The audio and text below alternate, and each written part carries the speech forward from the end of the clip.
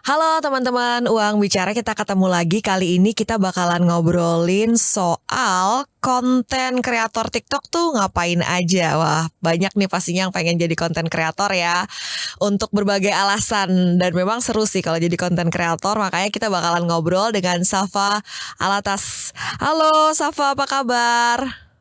Halo Kak Alin dan teman-teman semuanya, kabar baik, Alhamdulillah. Alhamdulillah. Boleh ceritain gak kesibukan sehari-hari Safa tuh apa aja? Mm-mm. Jadi sebenarnya kesibukan aku sehari-hari sih sebenarnya aku masih bekerja full time ya, jadi belum jadi full time content creator nih. Cuman selain kerja full time, aku juga seneng gitu ya bikin konten seputar edukasi karir dan juga digital marketing gitu. Makanya di luar kerjaan full time aku biasanya aku ngisi-ngisi konten gitu ya ke akun TikTok aku dan beberapa sosmed aku lainnya juga sih. Gitu. Wah, asik. Nah, kalau dari mulai ngonten di TikTok sendiri aktifnya tuh mulai kapan tuh, Safa? Mm-mm.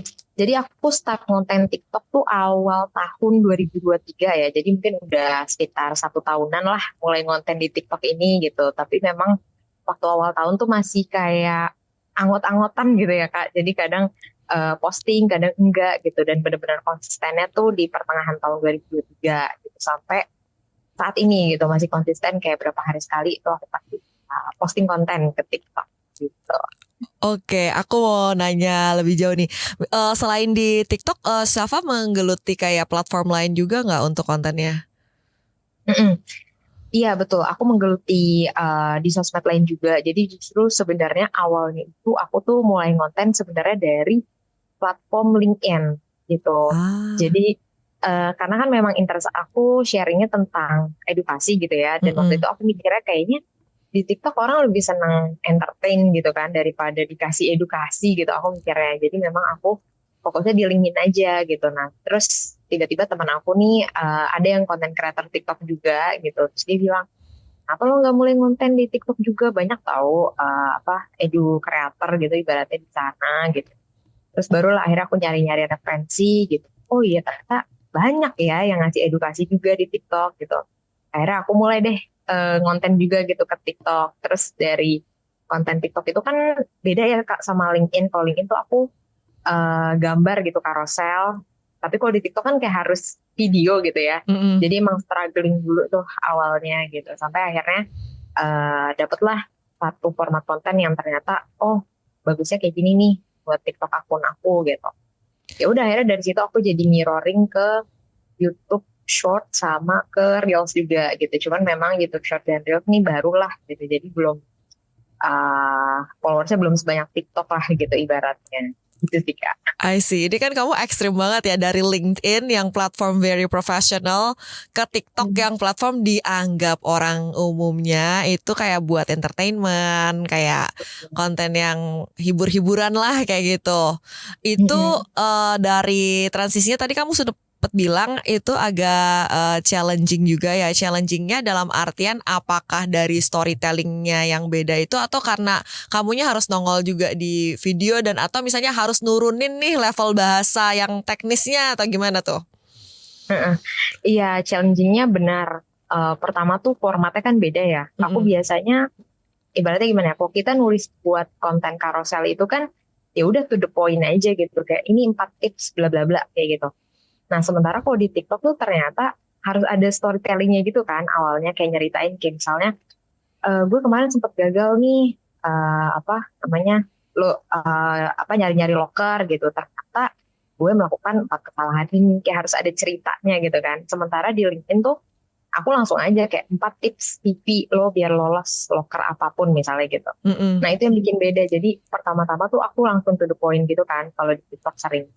Dan itu nggak FYP gitu kan kayak aduh apa nih salahnya gitu kan. Terus juga formatnya justru di aku kayak kalau misalnya aku ngomong satu arah gini ke kamera itu tuh malah feednya tuh kurang bagus gitu. Ternyata yang lebih bagus untuk kontenku gitu ya itu lebih kayak pakai stock-stock video terus manfaatin voice over kayak gitu. Jadi tiap aku pakai voice over terus pakai stock video gitu ya. Mungkin kan orang cenderung lebih gak bosan gitu ya ngelihatnya. Jadi kemungkinan FYP-nya tuh lebih besar gitu. Sementara kalau di LinkedIn kan kayak ya udah aku template desainnya kayak gitu-gitu aja, aku cuma ganti-ganti teks doang gitu, lebih gampang lah menurutku. Kalau di TikTok tuh lebih butuh effort dalam bikin skripnya, terus juga editingnya gitu ya, harus pakai stok-stok video. Dalam satu video tuh bisa banyak stok lah gitu ibaratnya. Nah itu sih yang waktu itu aku belum nemu gitu ya rumusnya buat akun aku kayak gimana. Jadi sampai 30-an video lah itu aku nggak ada yang aktif sama sekali gitu. Sampai di video ke 30-an itu baru nemu rumusnya gitu ya. Terus baru dari situ lebih konsisten lah buat FYP. Kayak gitu sih Kak. Wah, emang sih menurut aku konten di TikTok tuh nggak gampang ya, apalagi kalau kita kayak edu kreator gitu, sampai ketemu Mm-mm. formatnya. Congratulations. Iya, alhamdulillah aku udah ketemu gitu ya. Kalau enggak, wah sampai sekarang kayak aku masih testing terus gitu ya, nyari Heeh, rumus yang bagusnya di mana. iya, karena tantangannya mungkin di TikTok attention span usernya lebih pendek kali ya dibanding platform lain kali ya. Betul, itu juga kadang aku mau jelasin sesuatu yang panjang, bingung juga gitu kan, karena aku berusaha semaksimal mungkin video aku tuh di 1 menit aja gitu. Jadi Mm-mm. ya udah aku bener-bener ngekat skrip aku gimana caranya biar 1 menit lah nih gitu. Kalau kalau lebih dari 1 menit biasanya ya udah itu retentionnya pasti turun gitu kan viewsnya gitu. Oke, nah kamu ini berarti pekerjaan utamanya juga di bidang digital marketing ya, dan juga soal karir mungkin ya. Jadi kamu milihnya soal digital marketing dan karir untuk niche kamu nih di TikTok. Ada alasan tertentu nggak kenapa ngangkat konten ini? Mm-mm. Kalau misalnya dari aku sendiri sih, karena kan memang pertama tuh kalau kita mau konten gitu ya, kita harus cari topik atau niche yang memang kita minati gitu kan. Karena Mm-mm. kalau misalnya kita bikin yang sebenarnya kita nggak suka, itu pasti akan tersiksa banget sih harus konten yang terkait hal itu gitu kan. Nah kebetulan emang karena aku kerja sebagai digital marketing dan aku seneng gitu ya bikin konten dan ngasih edukasi lah gitu, ibaratnya ngajar aku seneng. Jadi ya udah aku memilih itu untuk topik aku karena memang keseharian aku juga seputar itu gitu kan, tentang digital marketing dan lain-lain.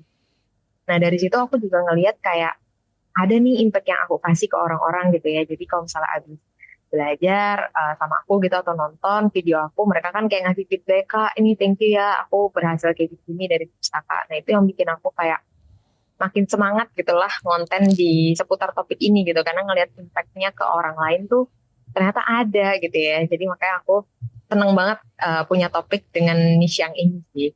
Gitu, Kak. Sangat rewarding gitu ya dari Tuh. apresiasi yang bisa didapat dari followers di TikTok. Nah, kalau misalnya jujur-jujuran nih gitu kan, di TikTok ini buat kamu pribadi apa sih kelebihannya? Mm-mm. Di TikTok ini sebenarnya enaknya itu adalah kalau udah nemu tadi ya rumusnya, lo tuh bisa FYP dan bisa berkembang cepet banget gitu dibandingkan di sosial media lain.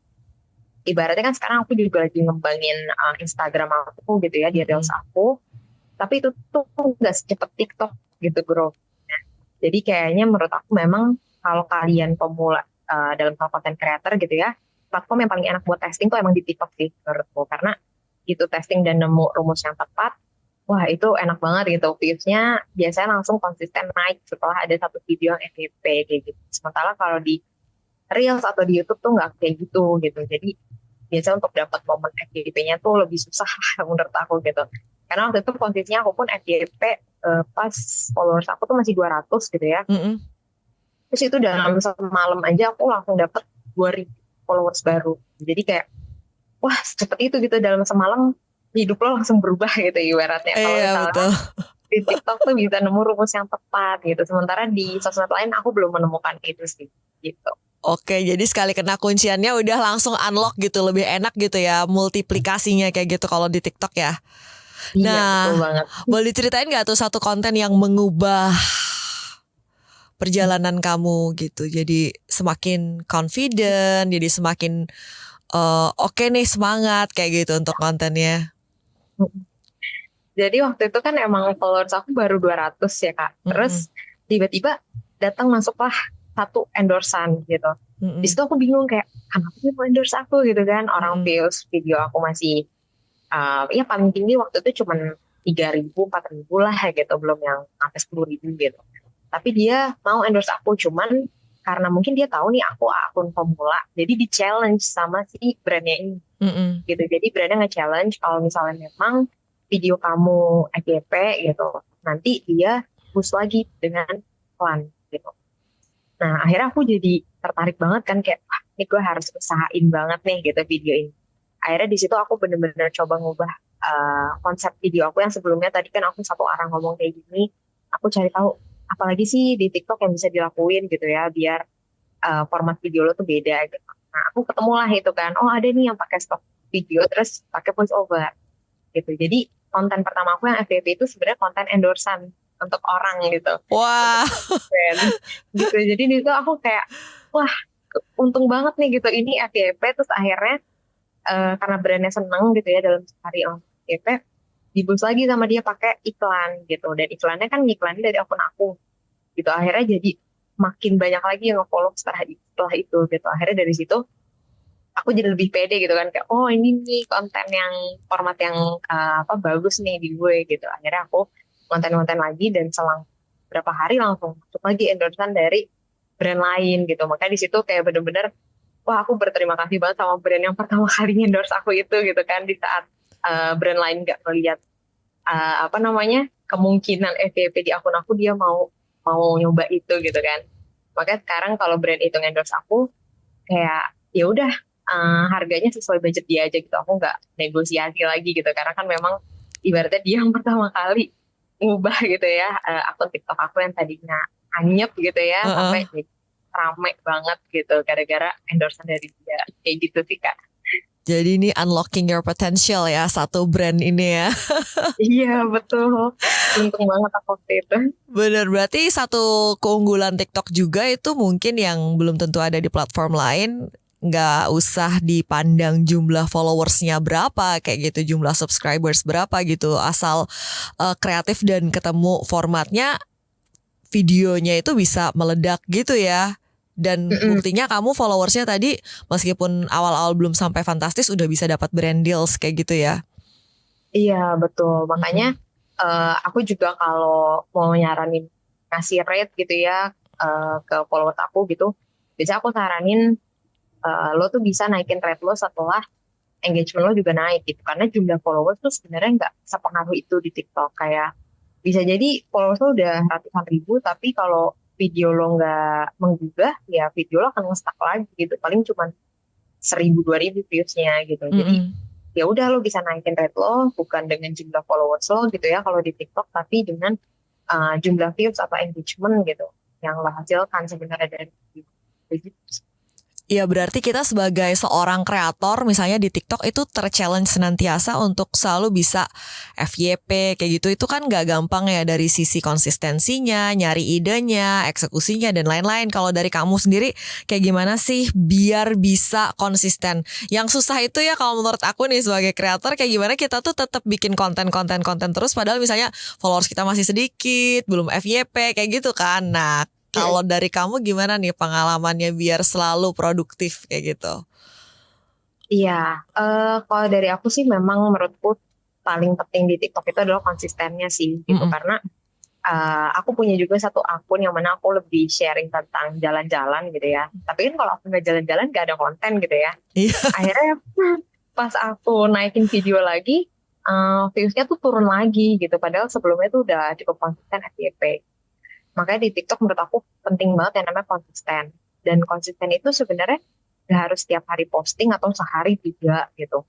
Jadi aku sendiri ngukur kesanggupan aku gitu ya. Kayak aku sanggupnya 2 hari sekali nih atau 3 hari sekali posting gitu. Ya udah aku tiap 3 hari aku pasti usahain ada postingan baru gitu. Jangan sampai dalam seminggu tuh kosong gitu. Karena kalau seminggu kosong atau apalagi sampai sebulan, wah itu ibaratnya kayak mulai dari nol lagi lah gitu di TikTok itu. Nah caranya biasanya aku luangin waktu weekend gitu ya, karena kan weekday kerja gitu. Jadi di weekend ini aku langsung planning gitu. Oh seminggu ini aku mau posting 3 postingan berarti kan per minggu. Ya udah aku langsung post over, langsung edit, langsung ngedrafting gitu di TikTok kayak gitu. Jadi nanti pas minggu depannya, ya udah aku tinggal posting-posting aja gitu. Cuman ada nih kekurangannya TikTok itu, dia belum bisa scheduling gitu. Jadi Oh, kadang aku juga udah ada kontennya tapi lupa posting kayak gitu kan. Nah, itu juga kadang jadi challenge. Sementara kalau misalnya di Reels itu bisa di schedule, jadi kadang aku bahkan dari sebulan sebelum aku udah bisa schedule konten sebulan ke depan gitu. Itu wow. enaknya di Instagram, cuman di TikTok belum ada. Jadi kadang challenge-nya selain konsisten bikin konten, uploadnya nih jangan sampai lupa gitu. Karena aku sering banget nggak posting tuh gara-gara lupa upload, bukan gara-gara kontennya nggak ada kayak gitu. Pakai reminder pribadi jadinya. Lagi di mana Iya, tetap harus posting. tetap harus posting gitu kan. Kalau ada scheduler kan enak banget ya sebenarnya. Iya benar-benar. Nah kalau buat kamu pribadi nih, Safa kayak ukuran kamu misalnya, oke sukses sebagai content creator tuh apa? Mm-mm. Eh, Balik lagi kalau menurut aku suksesnya konten creator itu adalah ketika lo tuh bisa ngasih impact untuk orang banyak gitu. Mm-mm. Nah, impact di sini tuh nggak melulu kayak misalnya aku edukasi gitu ya. Berarti orang lain yang nggak konten edukasi nggak ngasih impact dong, nggak juga gitu. Kan misalnya kalau misalnya kalian konten creator di bidang beauty, kalian bisa ngasih skincare yang emang works gitu ya untuk orang yang kulitnya dry atau oily gitu ya. Nah, itu kan bentuk suksesnya kalian juga karena kalian bisa nge-influence dan ngasih impact yang bagus gitu buat orang. Terus misalnya kita ya udah sekedar nge-share a day in my life, terus mungkin achievement kita misalnya. Itu juga mungkin secara nggak langsung ada impactnya buat orang kayak ngelihat, oh ini orang kok bisa sukses ya, kita bisa nih memotivasi orang untuk ngikutin jalan kita misalnya. Mm-mm. Jadi menurutku suksesnya content creator itu adalah ketika kita bisa ngasih impact positif lah ke penonton kita gitu atau ke followers kita. Baik bentuknya apapun itu, nggak harus tentang edukasi tadi, tapi bisa Mm-mm. beauty atau outfit recommendation, jalan-jalan gitu, ngasih pakai bagus. Nah, itu kan juga impact gitu ya menurutku. Betul betul. Jadi impactnya juga definisinya nggak perlu kaku-kaku banget kayak gitu ya. Mm-mm. Oke, nih Safa mungkin kamu punya tips buat teman-teman yang misalnya eh, mau nyoba-nyoba nyari cuan di TikTok kayak gitu. Mm-mm. Tipsnya sih kalau misalnya mau cari cuan di TikTok, jangan mikir instan dulu yang pertama, karena pasti harus ada usaha dulu lah di awal. Kayak tadi, mungkin aku harus 30 video dulu gitu, baru dapat endorse dan FYP gitu. Jadi tips yang pertama pasti konsisten dulu sama pikirin topik dan niche yang kalian mau. Karena banyak teman-teman aku juga yang mau mulai konten, tapi mereka tuh dalam satu akun tuh mix banget topiknya gitu dan itu yang akan susah sih menurut aku bangun branding gitu. Jadi sebelum mulai konsisten konten sebenarnya tahap pertamanya adalah kita harus nentuin topik atau niche yang kita mau dulu nih brandingannya seperti apa. Apakah full di beauty gitu atau full konten jalan-jalan atau misalnya apalagi ya gamers gitu boleh Mm-mm. juga gitu. Anything tapi yang penting topiknya jangan sampai mix banyak gitu lah dalam satu akun gitu. Nah, nanti dari situ, kalau emang udah ada beberapa video FYP, udah pasti gitu ya, pasti dapat endorsan gitu sesuai dengan niche-nya kalian gitu. Kalau kalian Mm-mm. beauty ya pasti endorsannya dari brand-brand skincare gitu ya, atau makeup gitu. Nah, makanya yang pertama harus niche-nya kuat dulu di mana dan juga konsistennya sih. Atau mungkin kalau cuan lainnya ya dari TikTok menurutku ada juga opsi affiliator ya. Nah, Mm-mm. itu juga mungkin yang cukup hits gitu ya saat ini. Jadi kalau Betul. kalian bisa ngejual suatu produk juga dimasukin keranjang kuning, nah itu kalian juga dapat persenan kan kalau kalian nguntungin itu penjual. Dan itu bisa berdasarkan niche kalian juga. Kayak misalnya aku mungkin digital marketing ya mungkin produknya tuh lebih kayak buku seputar digital marketing misalnya.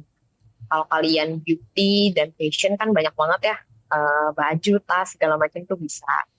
Jadi ada opsi affiliator atau itu tadi nunggu dapat endorsan gitu ya dari brand-brand yang sesuai dengan niche kalian. Oke. Nah, kalau kita punya followers kayak gitu itu kan punya influence, punya power to some extent kayak gitu kan. Kalau menurut kamu sendiri apa sih kayak kelebihan yang kamu rasakan dan ada negatifnya juga nggak sih dari misalnya punya followers, dikenal orang kayak gitu? Mm-mm. Kalau dari sisi positifnya tadi ya kayak Mm-mm. yang aku sebutin juga pasti kalian bisa ngelihat impact dari konten kalian tuh lebih besar lagi gitu. Ketika followers kalian banyak, itu juga bagus gitu. Positifnya adalah kalian termotivasi untuk terus ngonten gitu ya, karena Mm-mm. ngelihat nih impactnya. Gitu. Nah terus negatifnya sih paling harus lebih hati-hati gitu ya dalam konten, dan udah pasti ada yang gak setuju dengan kalian. Apalagi kan ketika kita ngonten kan kita sifatnya subjektif gitu ya. Mm-mm. Kayak misalnya sesimpel kita review makanan, menurut kita enak, ya menurut orang lain bisa jadi gak enak gitu. Dan itu pasti akan muncul komentar negatif gitu. Terus sama halnya mungkin dari beauty produk gitu yang make kita bagus nih makainya, tapi orang lain kok malah jerawatan misalnya, kan bisa aja gitu. Mm-mm. Kalau dari aku sendiri itu biasanya komen negatifnya tuh biasanya pas aku lagi sharing seputar karir tips ya, kayak misalnya aku sharing nih gimana caranya bikin CV yang bagus kayak gitu.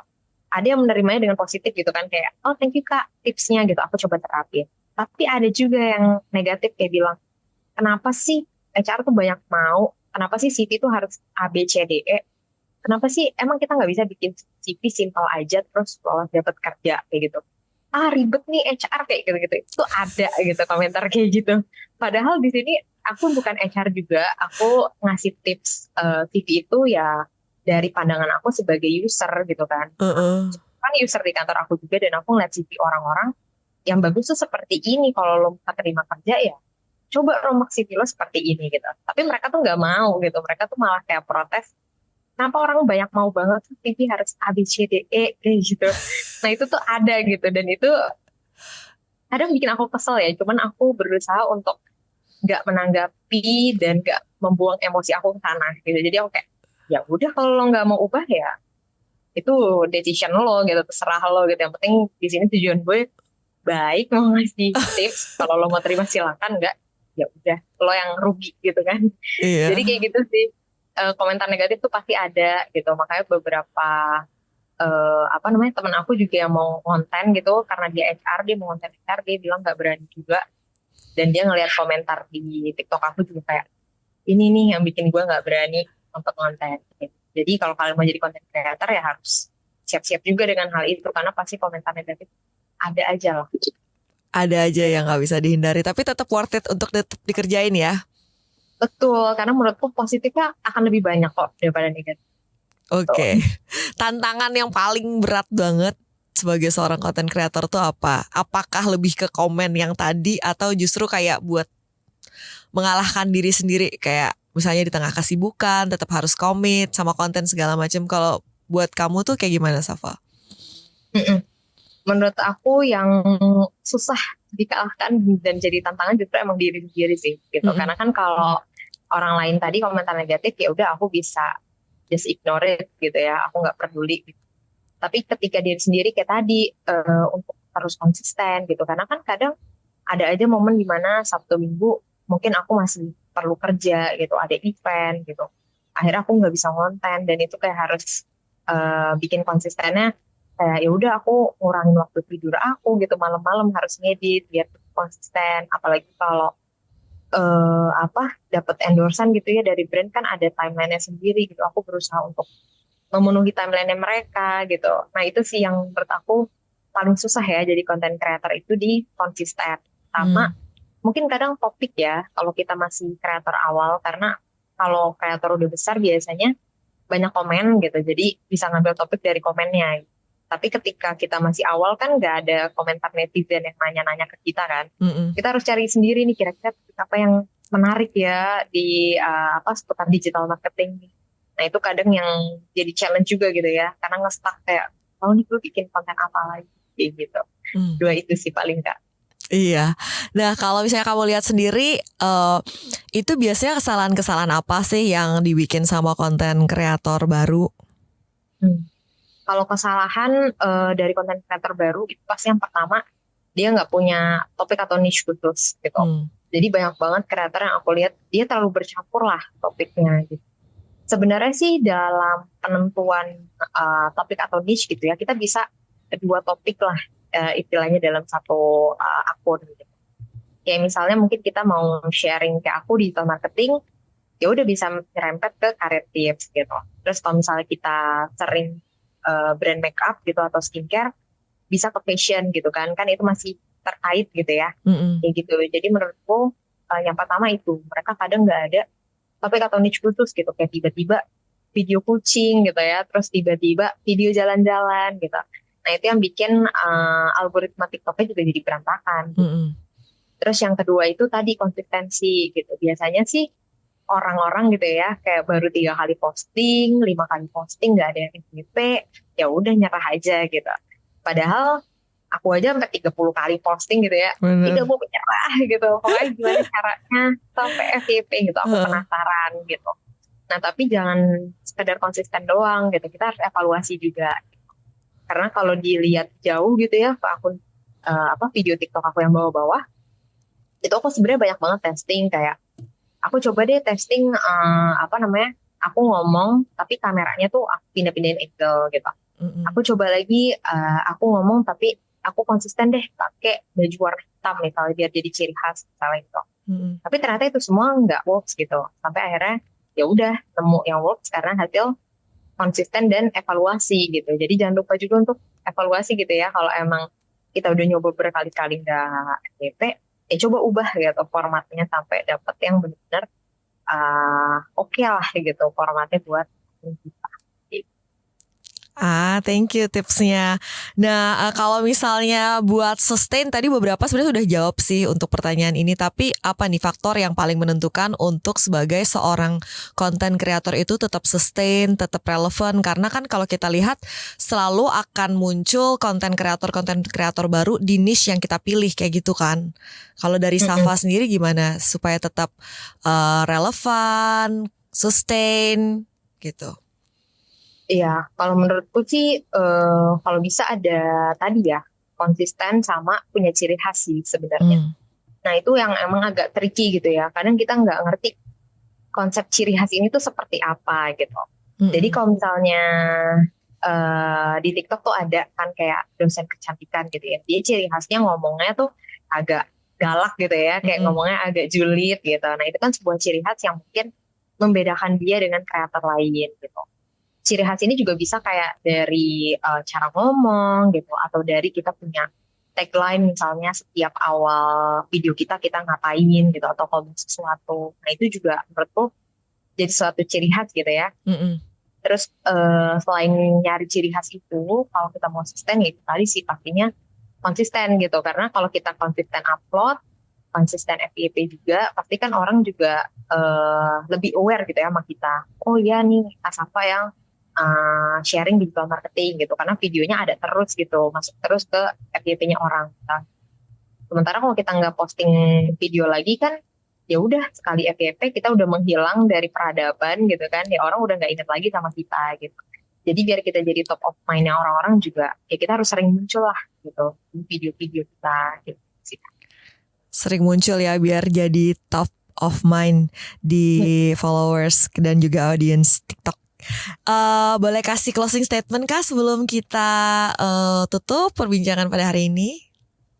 Oke, closing statementku paling untuk teman-teman yang mau jadi kreator gitu ya, jangan gampang menyerah. Yang pertama jangan lupa konsisten upload dan juga evaluasi aja konten kalian gitu. Yang namanya akun pemula tuh kadang yang langsung FYP tuh ya itu ada faktor lucknya lah gitu. Jadi kalau kalian nggak benar FYP, jangan menyerah dulu. Terus konsisten posting dan jangan lupa evaluasi konten kalian.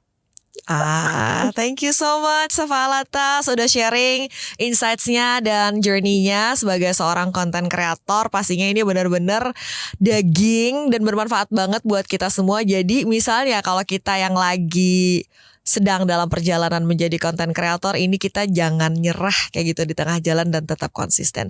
Thank you Safa, sukses selalu. Bye.